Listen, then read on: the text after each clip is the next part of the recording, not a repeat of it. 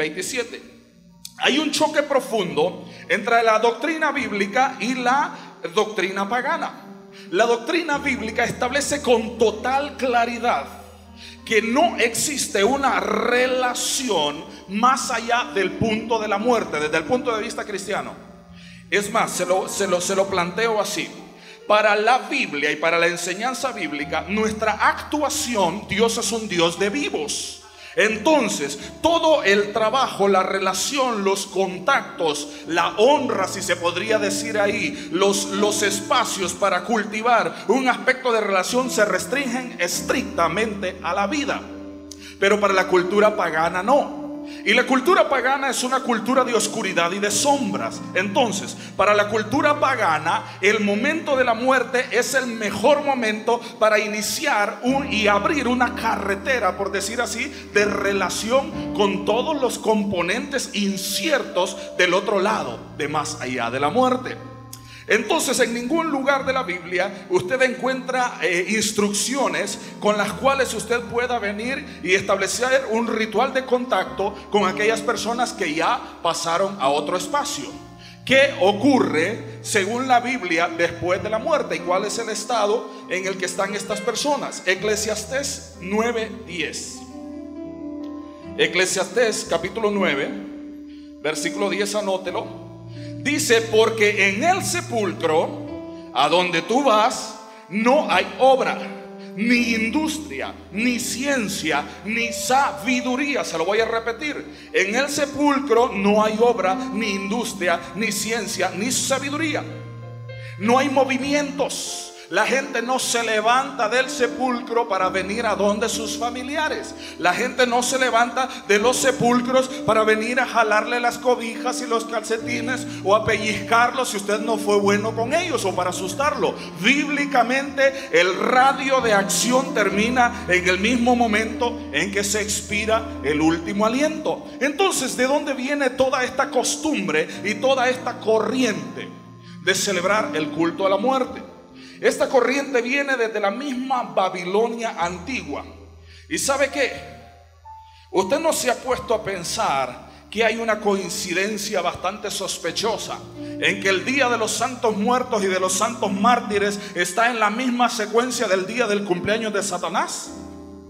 ¿Por qué no se estableció una fecha separada? ¿Por qué es exactamente en las mismas noches? O sea que los sacerdotes satánicos inician su actividad el día del Señor de la Muerte, el día de Halloween, pero la continúan los subsiguientes días porque se le han colocado diversos nombres. Es el mismo ritual y es la misma celebración. Ahora, ¿cuál es el problema? Hay algo que se le llama sincretismo. Y la mayoría de la gente de discipulado conoce el significado de sincretismo. El sincretismo es una mezcla. Para expresarlo mejor, es como un licuado en el cual usted coloca diversos componentes, los mezcla y hace de ellos uno solo.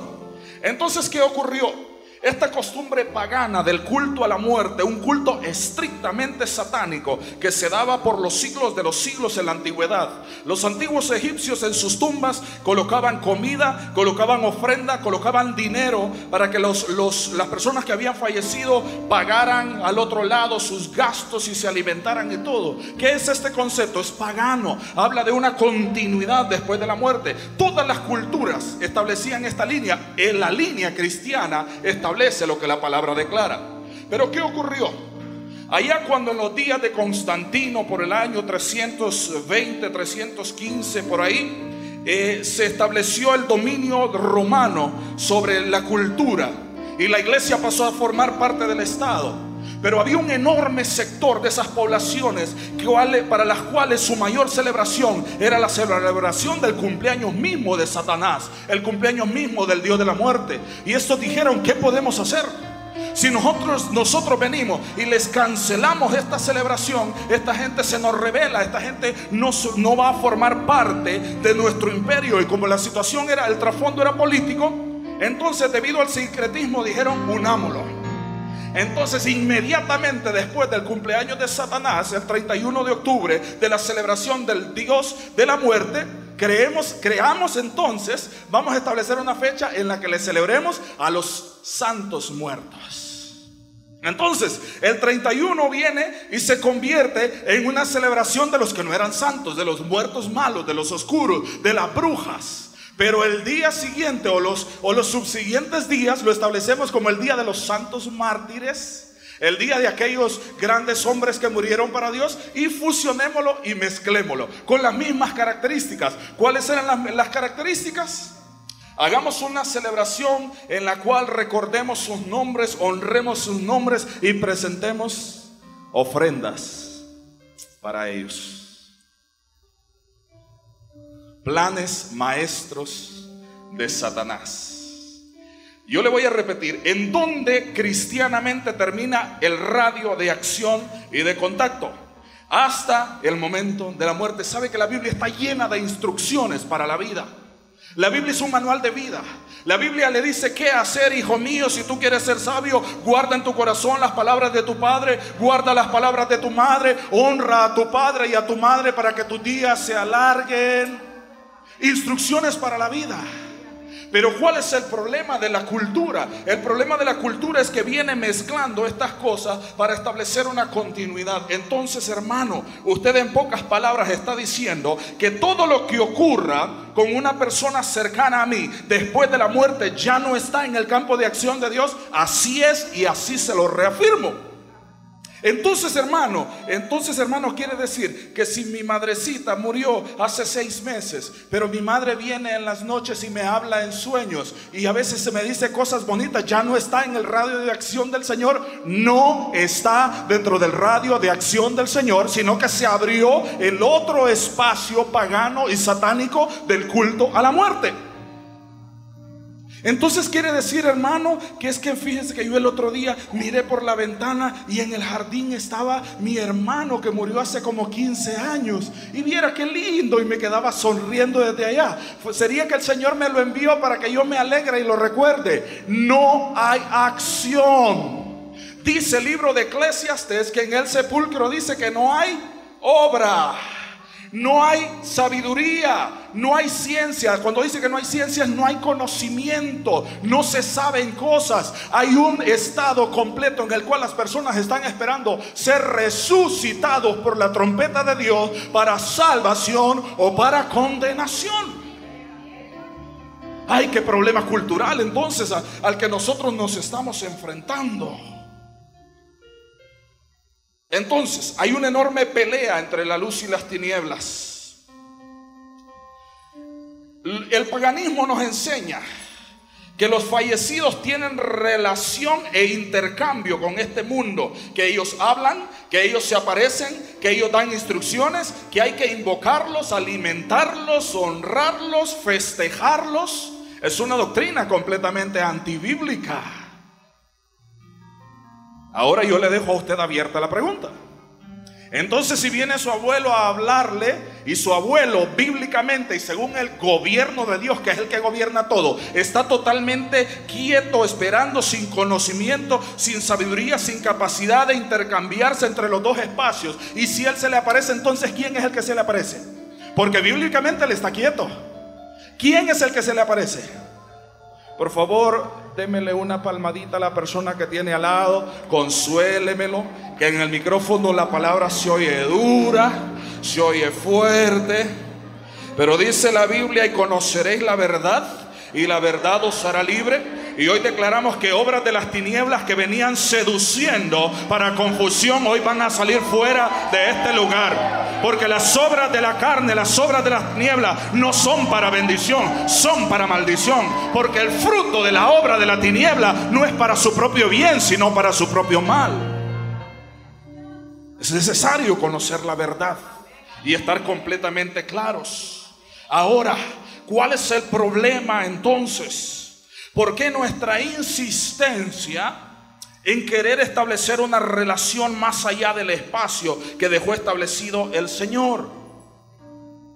¿Por qué nuestra insistencia?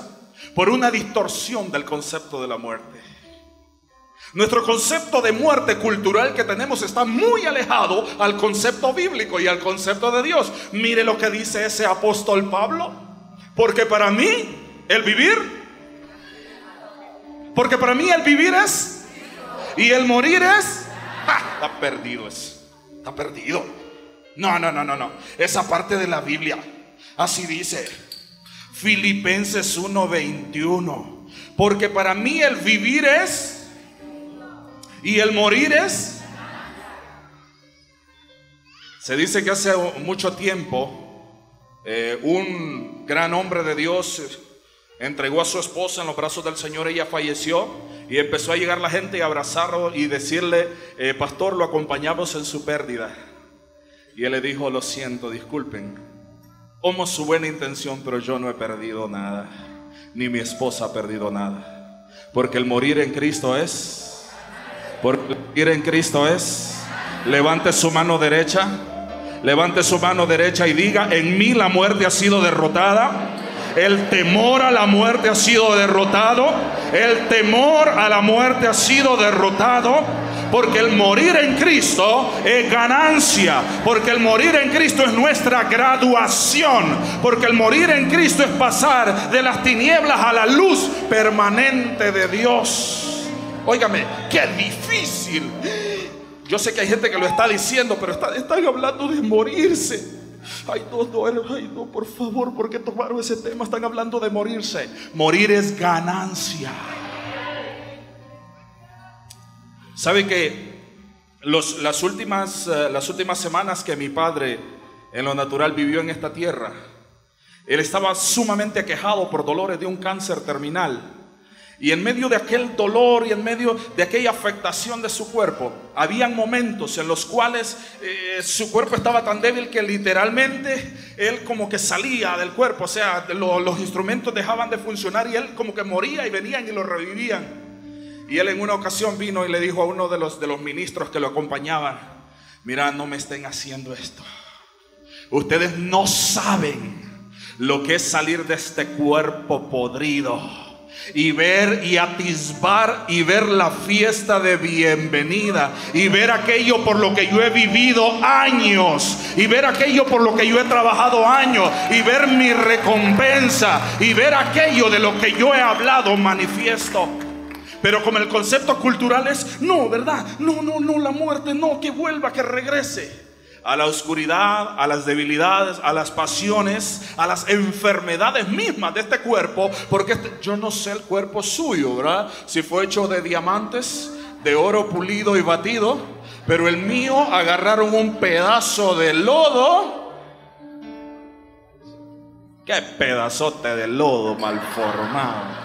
Perdón, sóbemele por favor el hombro a la persona. Es que aquí suenan muy pesadas esas cosas. Yo le estoy dando una traducción actual a la palabra que dice: polvo eres y en polvo te convertirás. Ahora el polvo mojado se convierte en una masa. Bueno, entonces ese concepto cultural de temor a la muerte que hemos heredado nos hace resistir el hecho de que haya un final. Entonces tenemos la tendencia a darle continuidad al duelo para darle tranquilidad a nuestros sentimientos. Ahora, yo no estoy diciendo en un momento que el duelo sea anormal. El duelo es parte de la pérdida y de la separación, es totalmente normal. Es necesario, ¿verdad?, que nuestro corazón pueda derramar todo el sentimiento, todas las emociones que tiene. Ahora, ¿cuál es el problema? Si han pasado 5 o 10 años después de una pérdida y usted todavía tiene la herida en carne viva, quiere decir que ahí hay un problema. Ahí no ha habido la integración completa de la esperanza bienaventurada que Dios nos ha dado. Yo no perdí a mi padre. Escúchalo bien. Yo no perdí a mi padre. Nunca lo perdí. Él ganó. En el momento en que se graduó y entregó su espíritu, Él ganó todo por aquello por lo que Él trabajó. Pero Dios a mí, como su deudo, como su doliente, como la persona que queda acá, ¿verdad? Tenía 17 años apenas. Entonces, ¿qué me deja Dios a mí? Me deja un regalo que se llama la esperanza bienaventurada. ¿Y qué es la esperanza bienaventurada? Que un día al son de la trompeta, porque se tocará trompeta,